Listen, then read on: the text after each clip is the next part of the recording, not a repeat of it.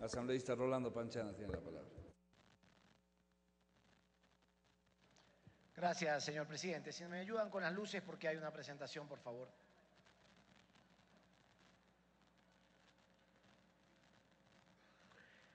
Gracias. Este proyecto de ley de protección de animales domésticos y de compañía llegó originalmente a la comisión con el nombre de Ley de Protección de los Animales por iniciativa de la asambleísta Saruca Rodríguez con el apoyo de otros asambleístas y fundamentado en peticiones de organizaciones protectoras de animales.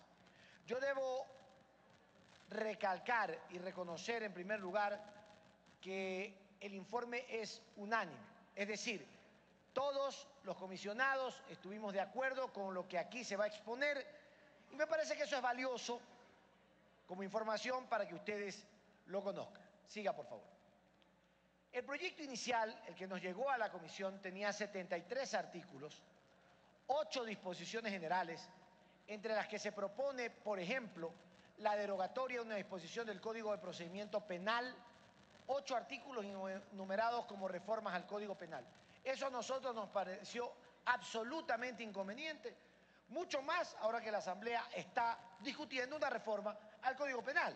Por lo tanto, si eso quiere plantearse, debe plantearse como reforma al Código Penal, no como parte integrante de otra ley.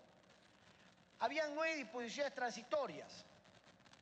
Algunas de ellas reformaban lo ya establecido en la ley forestal. Es decir, no podemos regular en otra ley lo que ya está en la ley forestal.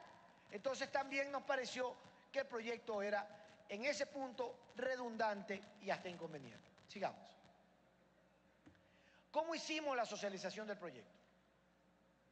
Con 22 organizaciones entre entidades públicas y privadas que fueron consultadas, de las cuales tan solo 10 instituciones remitieron sus observaciones, pese a nuestra insistencia. Es decir, nosotros pedimos opiniones y solo 10 de las 22 nos trasladaron sus criterios. Las instituciones académicas, y esto es importante, todas las universidades consultadas observaron la necesidad de una ley, pero que proteja únicamente a los animales domésticos, no a los animales en general. Siga. Aquí hay algunas de las observaciones. La Fundación Zoológica del Ecuador. El proyecto debe limitarse a abordar la tenencia, comercialización y tratamiento de animales domésticos, pues los animales silvestres se encuentran ya normados en el TULAS, el Texto Unificado de Legislación Ambiental Secundaria. Existen conductas tipificadas como infracciones leves y graves al mismo tiempo. Es decir, no solamente se reformaba el Código Penal, sino que la tipificación era confusa. No había una individualización, una tipificación adecuada. Entonces, estos eran los bemoles del proyecto. ¿Qué dijo el Ministerio Coordinador de Patrimonio? El objeto y varias de las disposiciones del proyecto de ley abordan aspectos que se encuentran sujetas al régimen de conservación, uso y manejo de la biodiversidad. Es necesario realizar una profunda reestructuración al proyecto de ley tal como fue enviado. Siga. El Centro Ecuatoriano de Derecho Ambiental dice: el proyecto debe limitarse a regular la tenencia, comercialización, tratamiento, crianza, reproducción de animales domésticos. La fauna silvestre se encuentra regulada por la ley forestal. Sigamos. La Asociación Ecuatoriana de Registros Caninos.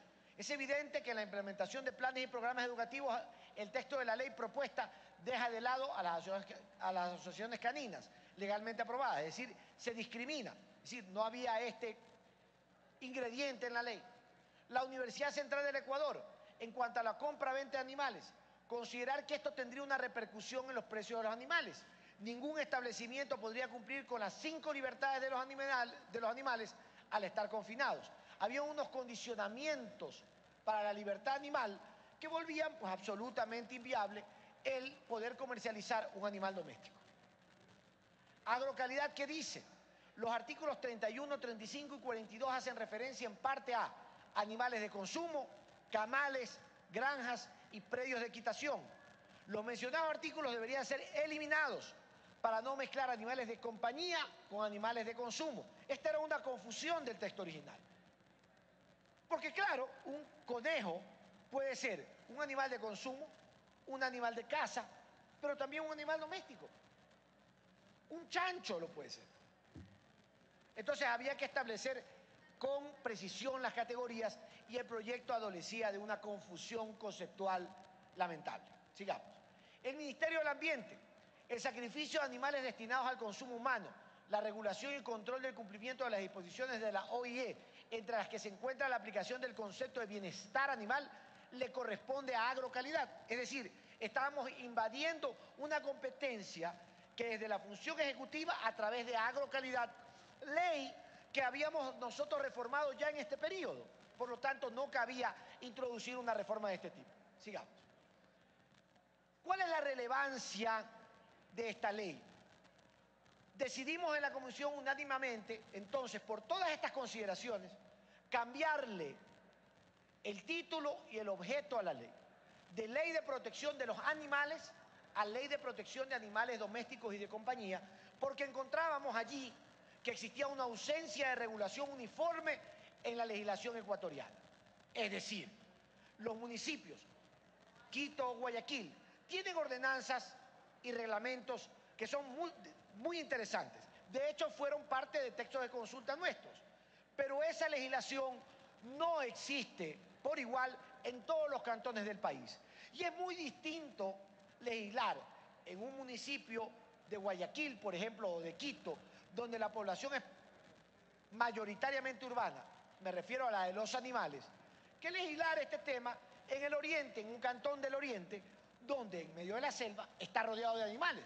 Por lo tanto, debíamos en esa ley hacer parámetros, marcos, y de ese marco cada uno de los municipios extraer su propia regulación.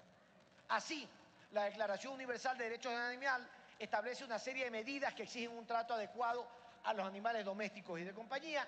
Es necesario que la comunidad se concientice respecto del buen trato y condiciones en las que se deben mantener a los animales domésticos y de compañía, es decir, evitar los maltratos que de suyo existen infrecuentemente con animales que son domésticos, que son mascotas y que algunas personas toman la decisión de adquirir un animal de compañía o doméstico, pero no están conscientes en su elección de la responsabilidad que eso implica. La Asamblea Nacional para nosotros tiene la obligación de adecuar los preceptos constitucionales en las respectivas leyes y fundamentalmente esto se conecta o desarrolla el capítulo de los derechos de la naturaleza. Sigamos. Por eso la propuesta nuestra es cambiar el nombre del proyecto a Ley de Protección de Animales Domésticos y de Compañía, reconocer y fortalecer la gestión de los gobiernos autónomos descentralizados municipales respecto de la regulación, tenencia, cuidado y comercialización de los animales domésticos y de compañía. Siga. Siga, por favor. ¿Cuál es el panorama actual? Actualmente los gobiernos autónomos descentralizados municipales ya regulan, la mayoría, mediante ordenanzas, la tenencia, cuidado y protección de los animales domésticos. Siga. Continúe, por favor. Lo que hicimos en la ley es establecer el principio de coordinación entre el gobierno central, que dicta la política pública, y los gobiernos autónomos descentralizados. Y de suyo, en la ley, aparecen obligaciones a los poseedores y tenedores de animales domésticos y de compañía. Siga. ¿Cuál es la propuesta? Directivas generales que abarca desde el ámbito de la ley hasta un registro en las áreas urbanas, sobre todo de canes y de felinos. Esto es indispensable y no existe la obligación de los municipios de llevar un censo para establecer la población de este tipo de animales. Alguien podrá pensar que es una exageración. Yo pienso que no. Y pensamos en la comisión que no. Porque es necesario llevar este control por normas de urbanismo, por normas de salubridad, que buena falta hacen, y también el registro impedirá que un animal deambule por la calle por pérdida o por abandono sin posibilidad de que sea debidamente identificado. Es decir, sabemos quién es el responsable, pero en la actualidad no existe un registro. El registro existe en las asociaciones para los perros o gatos de raza, pero no existe en los municipios. Estamos estableciendo la obligación de los municipios de llevar ese registro, de establecer un censo, que va desde el nacimiento hasta la muerte de la mascota, que ya voy a explicar. El título 2 establece medidas de protección de animales domésticos y de compañía, regula desde el transporte de los animales, es decir, no podemos pretender que el animal doméstico sea transportado de una manera cruel. Debe existir una regulación para que el animal doméstico, donde sea que se mueva, tenga una posición, un transporte de bienestar. Los procedimientos de eutanasia animal, y esto es importante. ¿Por qué es importante? Porque hoy por hoy resulta que es paradójico que al animal doméstico lo consideramos como parte de la familia mientras vive. Hay casos que cuando muere terminan en el basurero, en el relleno sanitario. Allá va. Asimismo, ¿cuándo y quién debe decidir y por qué un procedimiento de eutanasia animal? Esa regulación no existe en la mayoría de municipios. Lo establece la ley. Es decir, ¿quién es el llamado a practicar la eutanasia? ¿Por qué motivos? Y tiene que también eso formar parte de un registro. Obviamente, si un perro, por ejemplo, está afectado de un cáncer terminal, existe un veterinario que da el seguimiento hasta la decisión de la eutanasia del animal, que debe ser comunicada tal como fue comunicada el inicio de la vida del animal en el registro del censo. En cuanto al entrenamiento y la regulación del comercio, es decir, la venta de los animales, también existen temas que estamos estableciendo como parámetros. Además, establecemos, y esto como sugerencia de la ley, la obligatoriedad de los municipios de destinar terrenos como cementerio de mascotas. Esto existe ya en la mayor parte del mundo. Y alguno podrá pensar, esto es una exageración, una novelería. No. En primer lugar, resulta una contradicción que yo quiera un animal doméstico como parte de mi familia, que me haya acompañado 8, 10, 12, 15 años, quizás más, y que al final, si le di buena vida, no le dé una buena muerte. Más allá del aspecto humano, hay una razón de salubridad. ¿Cuál es el destino de los animales domésticos en muchos cantones? El patio de la casa. Pregunto yo, ¿eso será en ciertos cantones o no un problema de salubridad? Por supuesto, si no lo es, podría serlo. Entonces, la obligación del municipio es destinar un terreno como cementerio de mascotas. Y puede ceder la administración, el manejo de ese cementerio a un tercero privado que pueda dar el servicio. Porque si el municipio no lo quiere dar o no lo puede dar por presupuesto, lo podría dar un privado. Y con eso se cumple la obligación que establece la ley. Esta es una sugerencia que nosotros hemos incluido y que esperemos reciba las opiniones de todos. Y finalmente hay infracciones, sanciones administrativas. No caben sanciones penales por lo que acabé de decir al inicio de mi intervención.